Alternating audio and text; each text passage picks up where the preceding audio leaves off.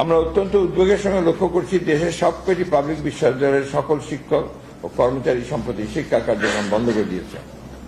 সর্বজনীন pension scheme চালু করার জন্য দেশের সকল পাবলিক বিশ্ববিদ্যালয়গুলোর শিক্ষক ও কর্মচারীদের সম্পৃক্ত করে সরকারি পরিপত্র জারি করেছে।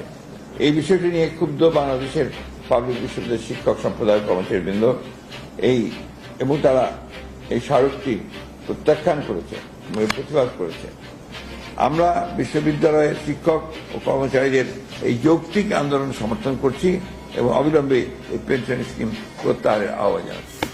আইন ও বিচার বিভাগের দোহাই দিয়ে ছাত্র সমাজের যৌক্তিক দাবি সমূহকে দমানোর সকল অপচেষ্টাই ব্যর্থ হবে বলে আমরা বিশ্বাস করি। কারণ ইতিহাসের শিক্ষা হচ্ছে জনগণের ন্যায়সঙ্গত আন্দোলন কখনোই দমানো যাবে না। আমরা আশা করি সরকার সময় থাকতে ছাত্র সমাজের যৌক্তিক ও ন্যায্য দাবি সমূহ মেনে নেবে, ছাত্র ন্যায়সঙ্গত যৌক্তিক মেনে নিয়ে